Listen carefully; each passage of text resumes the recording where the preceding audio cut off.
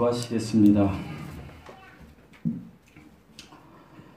하나님 감사합니다. 오늘도 저희들을 이렇게 예배자의 자리에 서게 하시고 하나님의 사랑과 그 은혜를 알게 하시니 감사드립니다. 주님의 핏값으로 사신 우리들, 성도된 우리들, 교회된 우리들, 아버지 하나님 이 시간 예배를 통하여 성령 충만의 은혜가 임하게 하여 주시옵소서. 세상에 살다 보니 하나님 너무나 지치고 어렵고 힘들어서 낭망한 채 이 자리에 나온 형제자매들도 있습니다. 질병으로 고통받고 있는 형제자매들도 있습니다. 예배를 통하여 이 모든 것들이 치유되는 역사가 일어나게 하여 주시옵소서. 하나님 이 시간 무엇보다도 우리에게 은혜가 필요합니다. 마음과 뜻과 정성을 다하여 하나님 앞에 예배드릴 수 있는 은혜를 허락하여 주시옵소서. 감사드리며 우리 주 예수 그리스도의 이름으로 기도드리옵나이다. 아멘. 샬롬. 오늘 오신 분들을 축복합니다. 우리는 이벤트 속에서 사는 것 같습니다. 제가 이렇게 보면 제 인생에도 뭔가를 처음에 할 때 새 마음이 있을 때 굉장히 사람이 열정적이고 그러다가 쭉 흘러가면 그것이 일상화되면 열정적인 것이 식어버릴 수가 있습니다. 우리 삶도 그런 것 같습니다.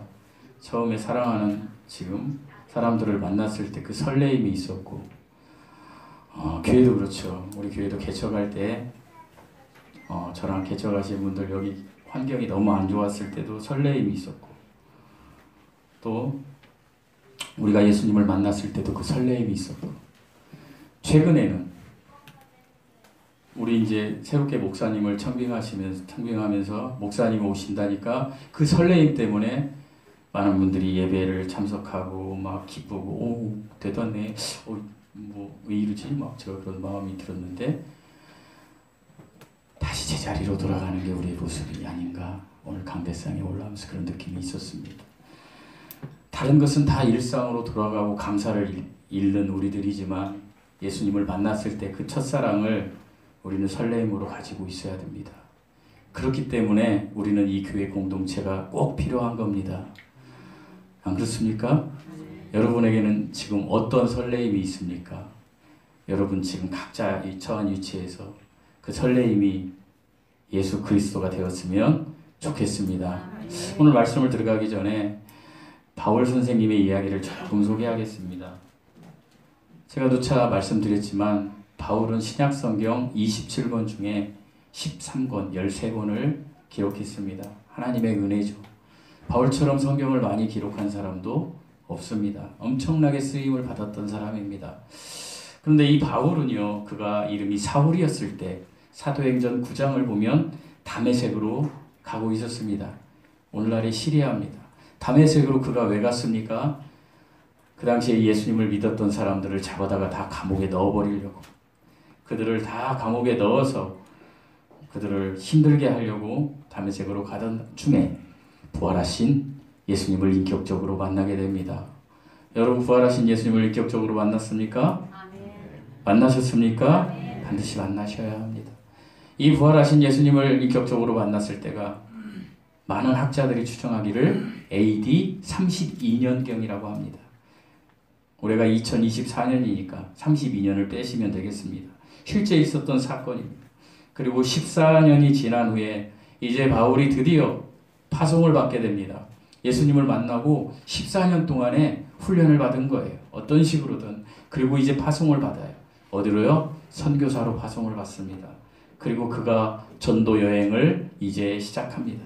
그래서 우리는 성경에서 1차 전도 여행, 2차 전도 여행, 3차 전도 여행 이렇게 이야기합니다.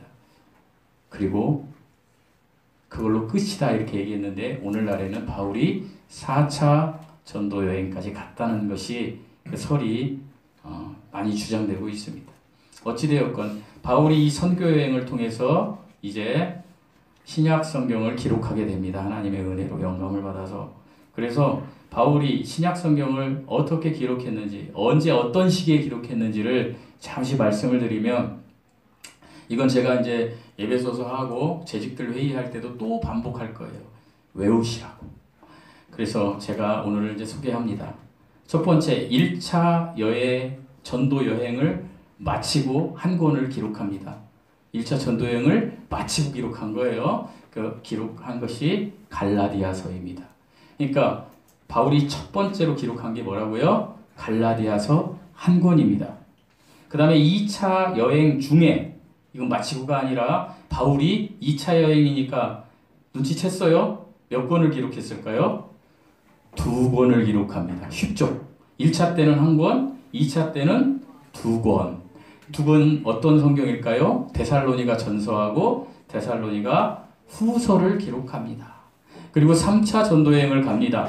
자, 3차 전도여행에는 몇 권을 기록했을까요? 그렇죠.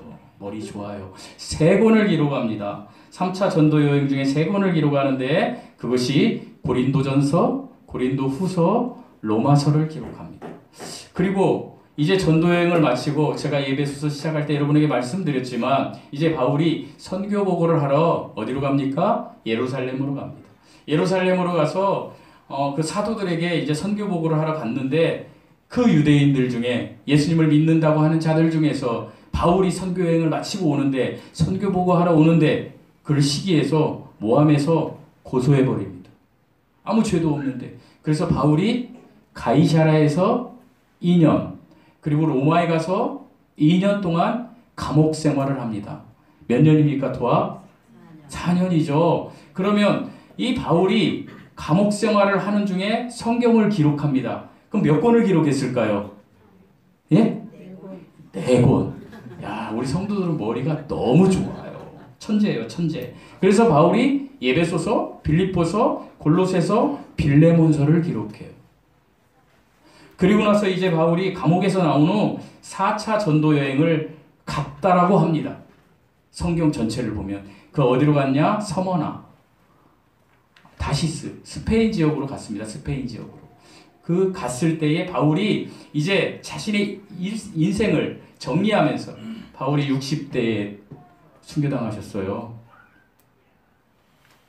바울이 60대 되신 분들은 순교당할 일이 얼마 안 남은 거예요. 바울처럼 보면. 바울의 일생을 정리하면서 바울이 이제 그 제자들에게 자기로부터 자기가 열매를 맺었던 제자들에게 이제 기록하는 성경이 3권입니다. 그것을 우리는 목회서신이라고 합니다. 디모데전서, 디모데후서, 디도서. 제가 내년에 재직자 훈련 때는 디모데전서, 디모데후서, 디도서를 가지고 여러분들과 말씀을 나누려고 지금 준비 중입니다. 아멘? 네, 아멘 하신 분들 다 참석하셔야 돼요.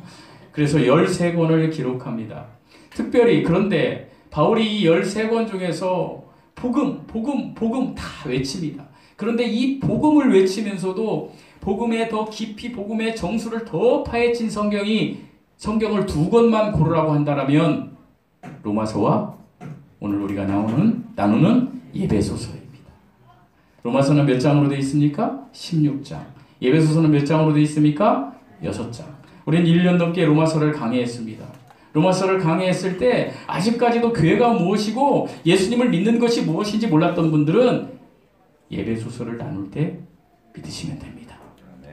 그래서 우리가 나누는 에베소서는 전반부와 후반부로 나눌 수 있는데 1장에서 3장과 4장에서 6장으로 나눌 수 있어요. 그래서 1장에서 3장은 교리적인 부분, 4장에서 6장은 어떻게 살아야 되나 그리스도인으로서 이런 부분들이 되어 있어요. 그래서 전반부를 교회의 본질이라고 이야기해요.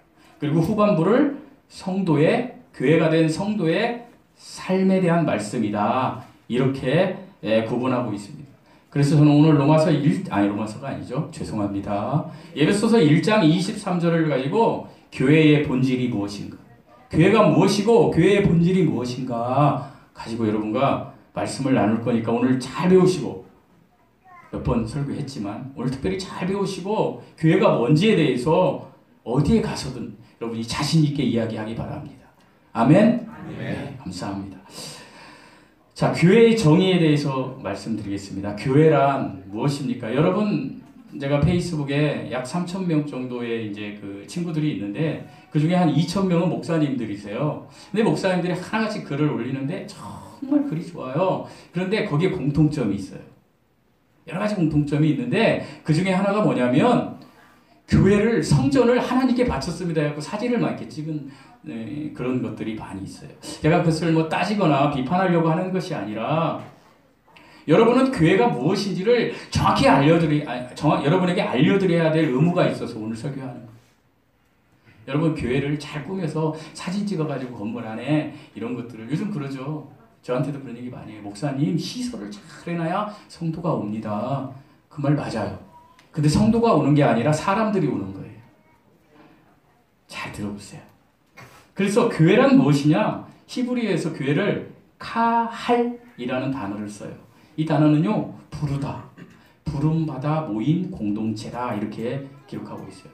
그리고 히브리어에서 또 다른 말로 에다라는 말을 써요.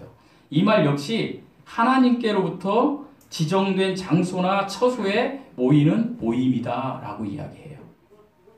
그리고 헬라어, 신약 성경에 기록된 헬라어, 특별히 교회가 이제 나오는 헬라어에서는 뭐라고 되어 있냐? 에클레시아 이렇게 되어 있어요. 에클레시아 뭡니까? 하나님께로 부름받아 모인 무리들. 다른 말로 그리스도를 믿어 구원받은 성도들의 모임. 이것이 교회라는 거예요. 여러분 그러면 여러분이 지금 듣기에 이 교회가 건물인 것 같습니까? 사람들이 모인 것 같습니까? 그렇죠. 그러면 교회는 뭡니까? 적어도 사람들이라는 것이죠. 사람이고 사람들이라는 것이죠. 어떤 사람들? 그리스도를 믿어 구원받은 사람들이라. 성경은 단 한 번도 교회가 무기체라고 이야기하지 않아요. 무기체가 뭡니까? 이런 의자나 저기 나가 있는 돌이나 아니면 여기 있는 공기나 이런 것들은 생활 능력이 있어요, 없어요? 없잖아요. 무생물이라고 하잖아요. 무기체. 이걸 무기체라고 그래요. 그런데 교회는 성경 어디에도 무기체란 말이 없습니다. 여러분 이 건물은 무기체입니까? 유기체입니까? 무기체예요. 생활 능력이 없어요. 이 건물은. 생활 능력이 있는 어떤 사람이든 어떤 존재가 와서 뭘 꾸며놓으니까 이게 뭐예요? 우리들이 그냥 늘상 보는 교회네. 그런데 이건 교회가 아니에요. 정상적으로 얘기하면 교회는 어디에도 무기체라고 성경에 쓰이지 않아요. 교회는 유기체예요. 유기체는 무엇입니까? 어떤 생명이 있어서 생활할 수 있는 능력이 있는 것이 유기체예요. 유기체. 그러니까 교회는 유기체라고 성경은 이야기하는데 특별히 에베소서 1장 23절에서 여러분이 지금 읽은 그 23절 첫머리에서 뭐라고 합니까? 교회는 그의 몸이니. 여기서 그는 예수님을 이야기하는 거예요. 교회가 뭐예요? 예수님의 몸이라는 거예요. 건물이 예수님의 몸이 아니라는 거예요. 고린도전서 12장 27절에서 너희는 예수 그리스도의 몸이요 지체의 각 부분이라. 여러분 이영국이라는 사람이 있으면 이영국에 이 눈, 코, 입이 있고 그 속에 장기가 있고 그것들을 이루는 세포들이 있어요. 그 세포들이 그 장기들이 다 지체예요. 그러면 교회는 뭐예요? 예수님을 이루는 예수님의 몸을 이루는 우리가 그런 지체라는 거예요. 우리 각자가. 고린도전서 1장 2절에서는 이렇게 이야기합니다. 하나님의 교회 딱 정의하세요. 주님이 곧 그리스도 예수 안에서 거룩하게 여겨지고 어떻게 여겨지고 그리스도 예수 안에서 거룩하게 여겨지고 성도라 부르심을 받은 자들이다. 교회가 누구예요? 성도라는 얘기. 성도가 뭐예요? 거룩하게 구별된 자들이에요. 어떻게? 예수 그리스도를 믿음으로 예수 그리스도 안에 들어가서 거룩하게 구별된 사람들, 이 성도들. 그러니까 교회가 뭐예요? 성도라. 아멘이세요? 우리가 이제 교회 공동체를 이루면서 목사도 있고 전도사님도 있고 집사님도 있고 장로님도 있고 권사님도 있고 뭐 이렇게 있지만 그거보다도 소중한 건 뭐예요? 성도. 누가 인정하는 성도? 하나님이 인정하는 성도. 사람끼리는요. 성도님 하면 기분이 조금 안 좋을 수 있어요. 제가 우리 김희숙 목사님한테 성도님, 김희숙 성도님 계속 그래봐요. 처음에 들을 때는 내가 성도지. 그런데 제가 계속 해봐요. 기분 나빠 하다가 나중에는 이렇게 되는 거예요. 다 그랬다는 거 우리가. 우리 안에는 다 그런 마음이 있어요. 그런데 그래서 우리는 그분이 목사, 직분이 목사님이라고 부를 수도 있고 이렇게 할 수 있어요. 그런데 유일하게 우리에게 호칭하시는 분 한 분이 있어요. 성도라고. 그분이 누구예요? 하나님이세요. 그분이 나를 성도라고 하며 나는 기뻐해야 된다는 거예요. 여러분, 우리가 천국에 갔을 때 이 목사, 김 목사 아니에요. 성도예요. 성도만이 갈 수 있는 거예요. 성도만이. 그래서 성도가 가장 귀한 거예요. 이 성도가 뭐라고요? 교회라는 거예요. 교회는 유기체이고 그리스도의 몸이고 구원받은 여러분이세요. 그리고 구원받은 여러분이 이렇게 모인 이거를 교회 공동체, 교회라고 하는 거예요. 아멘이세요? 그래서 우리는 교회를 자랑해야 돼요. 왜요? 교회 자랑하는 것이 곧 나를 자랑하는 거예요. 감리교회를 지은 웨슬리 목사님은 이렇게 말씀하셨어요. 내가 가는 곳이 교회이고 내가 가는 일터, 내가 가는 관계가 교구이다. 그러니까 자기가 교회라는 거예요. 자기가. 웨슬리 목사님이 그렇게 이야기하셨어요. 교회에 대해서 아셨죠? 자, 계속해서 1장 23절 다시 한번 읽어보시겠습니다. 23절 말씀입니다. 시작. 교회는 그의 몸이니 만물 안에서 만물을 충만하게 하시는 이의 충만함이니라. 여기서 만물이란 단어와 충만이라는 단어를 좀 짚고 넘어가겠습니다. 자, 만물은 뭘까요? 아까 말씀드린 유기체와 무기체 모든 것, 이 모든 것을 이야기하는 거예요. 만물. 그리고 충만이라는 건 뭘까요? 제가 이 말을 풀어드리려고 말씀드리는 거예요. 충만이라는 단어는요, 헬라어로 플레로마라는 단어를 써요. 이것은요, 영어로 필업, 꽉 채우다, 가득 채우다, 이 컵에 물을 가득 채우다, 이런 뜻이에요. 그런데요, 성경적인 플레로마는 다른 뜻이 있어요. 자, 여기다가 물을, 예를 들어볼게요. 여기다 물을 채워요. 막 물을 부어요. 저를 보세요. 자, 물을 붓는데 저를 보세요. 저를 보세요. 체이 보지 마시고. 아니, 하나님께 예배드리는데 체이를 봅니까? 자, 물을 막 부어요. 그러면 이 물을 계속 제가 붓고 있으면 이 물이 어떨까요? 넘쳐나겠죠. 근데 넘쳐나는데도 계속 부어요. 언젠가 그에게 가고 우리가 여기 수도 파이프가 있어요. 여기가 터져가지고 여기가 물이 이렇게 잠긴 적이 있어요. 자, 물이 끝없이 흘러내리면 어떻게 될까요? 채워지고 넘쳐지고 채워지고 해서 물이 가득하면 이 컵이 보일까요? 안 보일까요? 안 보이죠? 이게 성경적인 플레로마예요. 그러니까 컵이 나라면 내가 하나님이 주신 그 성령으로 부어져서 나는 안 보이고 성령만 보이는 상태에 이게 충만이에요. 정영치 집사님을 보면 성령만 보이는 거예요. 이게 성경에서 쓰여있는 충만이라는 거예요. 다시 23절 읽어보시겠습니다. 시작.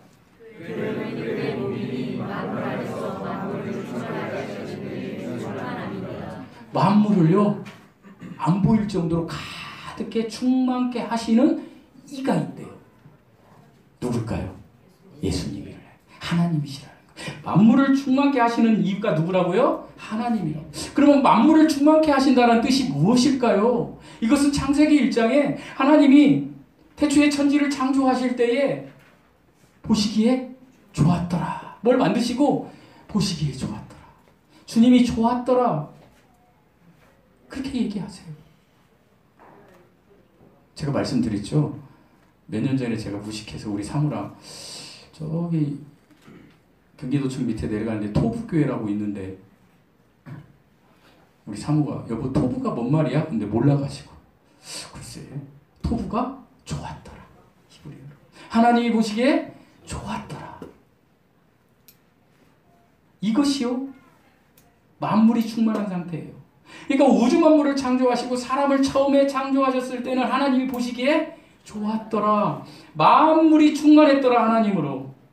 이런 뜻이에요. 만물에 부족함이 없었다라는 거예요. 만물에 하나님의 영광만이 드러났다라는 거예요. 그러니까 모든 피조물이 하나님의 영광은 뭐라고 말씀드렸어요? 제가 전에 하나님이 하나님 되심을 인정하는 거예요. 피조물이. 그러니까 만물이 하나님께 복종하고 만물이 하나님이 옳다고 하면 옳은 거예요. 하나님이 하라는 대로 하는 거예요. 모든 피조물이. 그런데 딱 한 피조물이 하나님이 하라는 대로 하지 않은 피조물이 하나 있었어요. 그게 누구예요? 사람이에요. 아담과 하와가 선악과를 따먹어버린 거예요. 그리고 죄가 들어왔어요.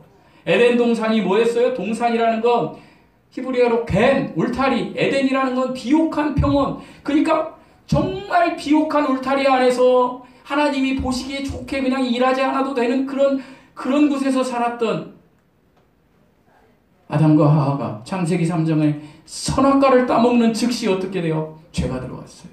죄가 들어오면서 만물이 하나님 앞에 충만케 되질 않은 거예요.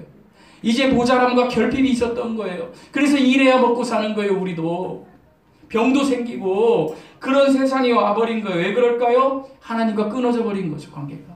그러니까 하나님과 관계가 끊어지니까 만물은 뭐예요? 항상 모자람이 있고 결핍이 있는 상태로 있는 거예요.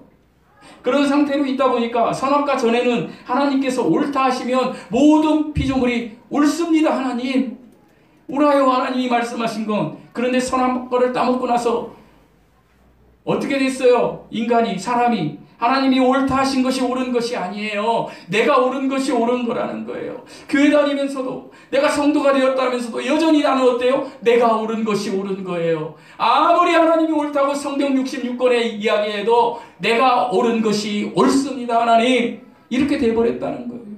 이렇게 돼버리니까 어떻게 해요? 사람들이 이 모자라고 결핍된 것을 막 채우려고 노력을 해요.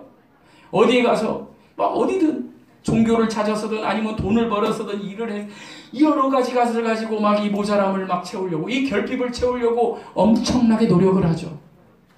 심지어는 이 교회 공동체 안에도 우리가 부르는 그냥 세상 사람들 얘기하는 제가 아까 설명해서 이야기한 게 아니라 세상 사람들이 얘기하는 그냥 교회 음한동에 있는 주양기 사랑교회 여기도 그냥 아니 여기는 오지도 않죠. 어디로 가요?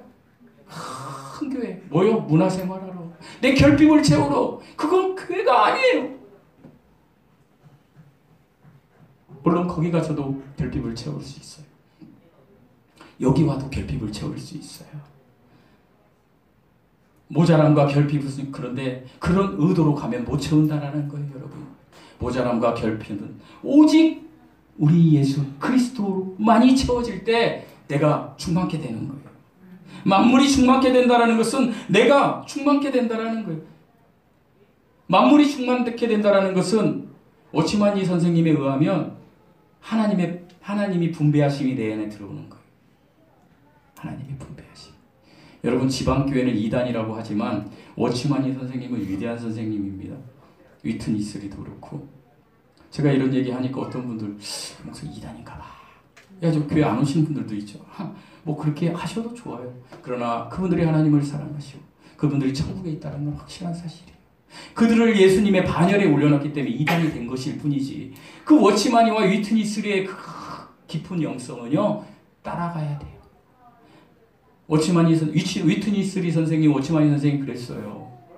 이것은 하나님의 분배하심이 내 안에 들어오는 거다. 누구를 통해서? 아들 예수 그리스도를 통해서 성령을 주심으로 내 안에 들어오는 거다. 이거를 헬라어로 아나케 팔레이오 오만이라고 그래요. 뭐예요? 예수님이 성령 하나님을 주셔서 내 안에서 연합된 거. 성령이 내 안에 들어오는 거. 본 어게인 된 거. 성령이 내 안에 드는 거. 내 영이 성령으로 가득 찬 거. 그리고 내가 가득 차게 성령이 충만해지는 거. 이것이 연합이에요. 이것이 만물이 충만케 된다라는 거예요. 내가 충만케 된다라는 걸 이야기하는 거예요. 하나님께서. 이것을. 하나님의 충만함은요. 모든 우주 만물에 있어요. 여러분 우리가 지금 간구하는 게 있어요. 사람들이 다 그래요. 여러분 내가 충만하면 돼요. 근데 남이 충만하기를 바래요. 남이. 그렇지 않습니까? 우리는 판단하고 비판하고 네가 좀 충만해졌으면 좋겠어. 아니요. 내가 충만해지면 돼요. 내가. 저와 여러분이 충만해지면 된다는 거. 왜요? 다른 사람이 충만해지고 뭐 저기 광교산에 있는 소나무가 충만해지는 건 걱정 안 하셔도 돼요. 왜? 하나님이 거기에도 계세요. 하나님이 거기에도 계시기 때문에 하나님이 충만케 하신다라는 거예요. 이 만물에게 하나님이 충만케 있어요. 근데 사람에게만 없는 거예요. 사람에게만. 그래서 여기에서 설교 듣는 저와 여러분, 이렇게 말하는 저나 듣는 여러분이나 이 만물이 충만케 되는 하나님의 역사, 예수 그리스도가 충만케 되는 건 내가 해야 되는 거야 라고 받아들이셔야 된다는 거. 지금 설교 들으시면서. 왜요? 다른 우주 만물에 있는 것들은요, 아무리 넓어도 아무리 멀어도 미국에 있던 영국에 있던 프랑스에 있던 아프리카에 있던 하나님이 거기에 있어도 충만케 계신다라는 거예요. 이걸 우리는 하나님의 편재성이라고 해요. 하나님은 지금 우주 만물에 계셔요. 그 우주 만물에 계신 하나님, 그 하나님을 충만케 하시는 거예요. 그런데 이 하나님이 성경을 통해서 충만케 하시는 역사를 이루시기 위해서 하나님의 경륜을 통해서 우리에게 역사하신 게 있는데 그게 성경을 통해서 왔는데 그걸 요약하면 이거예요. 성부 하나님께서 보시기에 좋았던 만물이 충만했던 곳에서 깨어져 버리니까 하나님이 계획을 세우십니다. 아들 하나님을 이 땅에 보내셔서 십자가에 못 박혀 죽이시고 부활시키심으로 이분이 하나님이라는 걸 알려주시는 거예요. 이분을 믿을 때 너희가 구원받을 수 있다는 걸 알려주시기 위해서 성부 하나님의 충만함이 성령 하나님에게, 아니 성자 하나님에게로 내려오고 성자 하나님의 충만함이 성도된 우리 교회로 충만케 된다라는 거예요. 아멘. 성부 하나님께서 충만하심이 내려간다는 말씀은 골로새서 1장 19절에 이렇게 되어 있어요. 아버지께서는 모든 충만으로 예수 안에 거하시고, 맞지 않습니까? 아버지 하나님께서는 모든 충만으로 그냥 넘치도록 예수님 안에 계시고, 그리고 골로새서 2장 9절에서는 그리스도의 육신에 거하신 하나님에 대해서 하는데 그 안에는, 예수님 안에는 신성의 모든 충만이 육체로 거하셨다라는 거예요. 그러니까 예수님이 이 땅에 오셨을 때 성령 하나님의 충만함이 안에 계셨다라는 거예요, 여러분. 그런데요, 그러시면서 골로새서 1장 15절 이렇게 선언하세요. 그는 보이지 아니하는 하나님의 형상이다. 그러니까 그 충만하신 예수님이 누구의 형상이다? 하나님의 형상이다. 그런데 오늘 에베소서 1장 23절에서는 이 예수님의 충만함이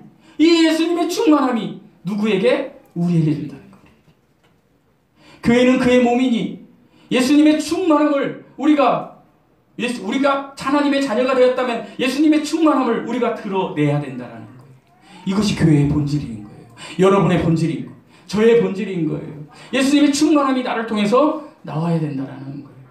교회에 대한 저와 여러분, 또 이 주양리 사랑교회 공동체가 만물 안에서 만물을 충만케 하시는 예수님의 충만함을 우리가 드러내는 것, 이것이 1장 23절의 말씀이라는 거예요. 이것이 교회의 본질이라는 거예요. 그런데요, 사랑하는 성도 여러분, 저와 여러분 현재 모습이 어떻습니까? 충만하십니까? 예수님으로? 지난주에 회개를 좀 했는데, 짧은 말씀을 드리면, 제가 큰 교회 목사님들 조금 비판할 때도 있었고, 특별히 설교단상에서 유행가를 부르는 목사님들은 정죄했습니다. 지금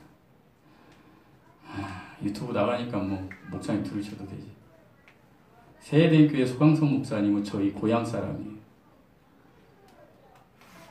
제가 자라는 학교도 나왔고, 근데 그분이 목회하는 걸 저는 굉장히 싫어합니다. 그래서 제가 몇 번 얘기했을 거예요.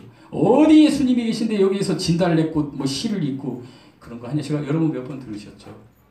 교회가 아무리 커도 그건 교회가 아니다. 그렇게 이제 했었는데, 요즘 이제 이슈가 되는 게 있습니다. 이중직에 대해서. 여러분 이제 저도 이중직이잖아요. 이제 지금 하나님께서 좀 이렇게 좀 정리하는 과정 중에 있지만, 이중직이 뭐예요? 직장도 가지고 교회 사역도 하고, 이게 맞은가 틀린가 가지고 목사님들이 이제 그 어떤 이야기를 많이 하시는데, 제가 존경하는 이재철 목사님이 이걸 좀 세게 얘기하셨어요. 그거에 이제 반하는 글을 소광성 목사님 쓰신 걸 제가 읽고 회개했어요. 오늘 소 목사님 칭찬하려고. 저 같은 뭐 소 목사님 비염 발톱에 때도 안 되는 제가 감히 그동안 제가 여기서 토설한 거를 너무 잘못해서, 그분이 쭉 썼는데 다른 건 뭐 굉장히 글을 길게 쓰셨어요, 페이스북에. 다른 건 뭐 다 중약하고 이 얘기가 저한테 확 꽂혔어요. 가락동의 지하에서 성도가 아무도 없는데 무릎 꿇고 기도를 했다는 거예요. 7시간씩 하루에. 아무도 안 오는데, 주일날도 아무도 안 오는 거지. 사모님하고 설교하는 거지. 우리 한명선 사모만 있는 거예요. 7시간 계속. 그랬더니 하나님의 때에 자기 설교는 똑같은데 교회도 변한 게 없는데 사람들이 오더라는 거예요. 왜 오는지도 몰랐다는 거예요. 그게 새 에덴 교회가 된 거예요. 제가 충격 먹었어요. 이 말로만, 이걸로만 떠들던 내가 7시간 기도했나? 제가 어떤 그 자극을 받았냐면, 우리 애기들까지 다 해서 53명인데 제가 세고 있는, 내가 53명을 가지고 한 사람당 20분 30분만 기도해도 7시간이 됐을 텐데 나는 했나? 저에 대한 이야기예요.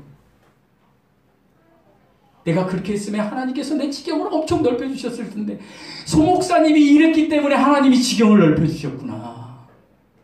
그래서 저는 내년에 이제 1월 1일부터 새로운 계획을 세웠습니다.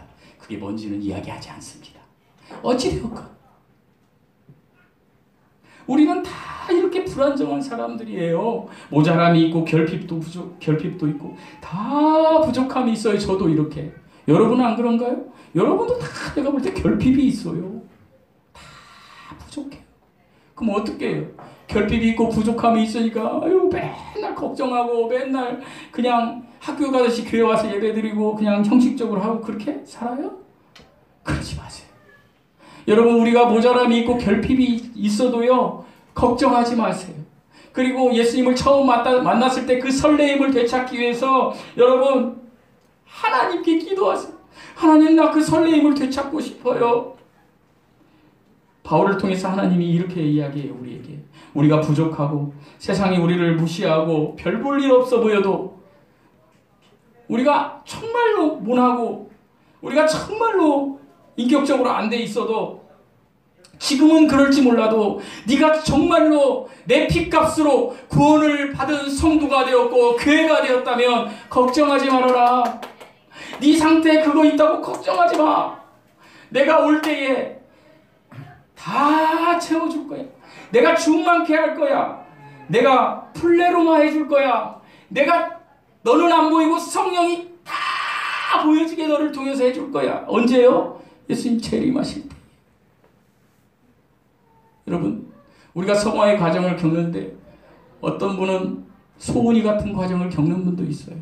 어떤 분은 채희 같은 과정을 겪는 분도 있어요. 어떤 분은 강현이 아오니 같은 분을 겪는 분도 있어요. 다 달라요. 그러나 걱정하지 마세요.